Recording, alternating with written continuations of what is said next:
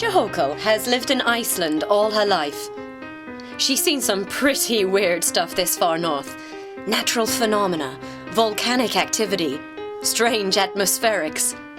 But she was totally unprepared for what was about to come. This was totally off the scale. Fresha is a ceramics student from Reykjavik. She makes jars. After her workshop, she goes down to the beach to scan for volcanic debris and semi-precious metals. She uses materials of this kind to fill out the edges of her enamelware. I go to the beach to be on my own. The solitude inspires me. Then, one evening late last summer it started. I realized I wasn't as alone as I thought I was.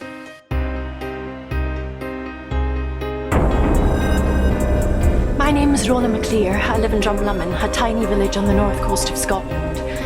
What happened last year can barely be put into words. How can somebody describe such a thing?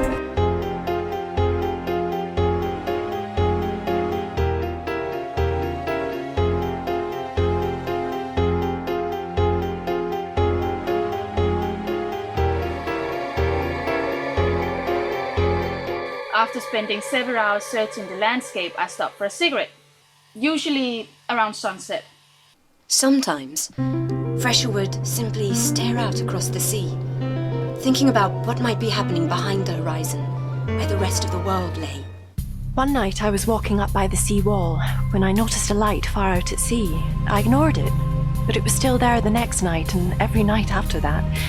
I knew it wasn't a dinghy or a fishing boat. It was just this weird movement of light, almost human movement. By the fourth night, my curiosity had gotten the better of me. I went down onto the shore. I took a torch. I remember thinking, can this really be happening? Can this really be true? First, I saw a simple flashing light coming across the ocean, just as though it had come to greet me.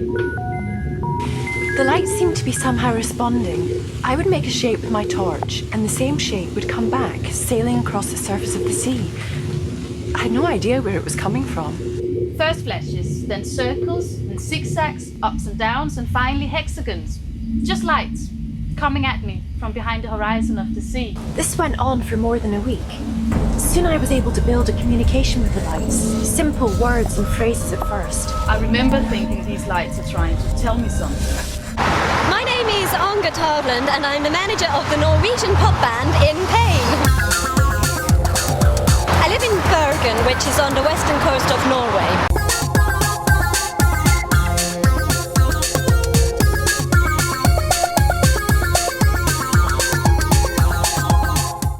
After a gig, we would come down to the beach to unwind. We would go to draw inspiration from the surrounding terrain. We would write. It was on one such evening that I saw the lights.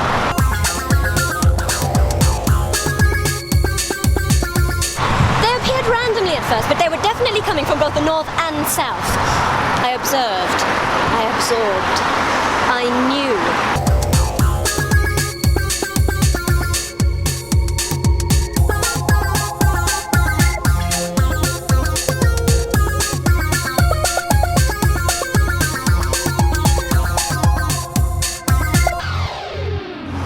There was definitely a pattern to these crazy lights. I studied the way they danced across the ocean, and I identified a vocabulary, so I decided to participate. Look! Over there, look!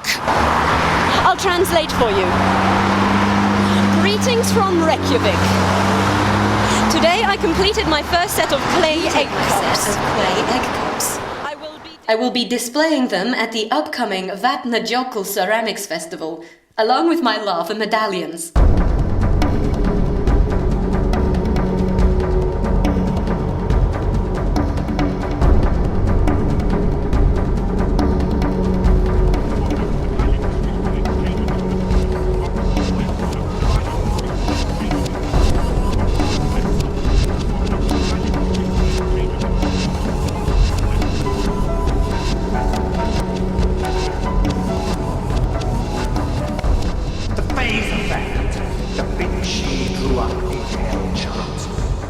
We're always on the lookout for others.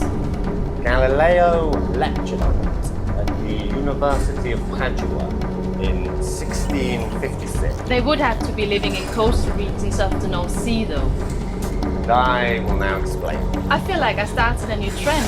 After seeing the phase effect, I feel so inspired. It's mesmerizing and amazing. Totally unique.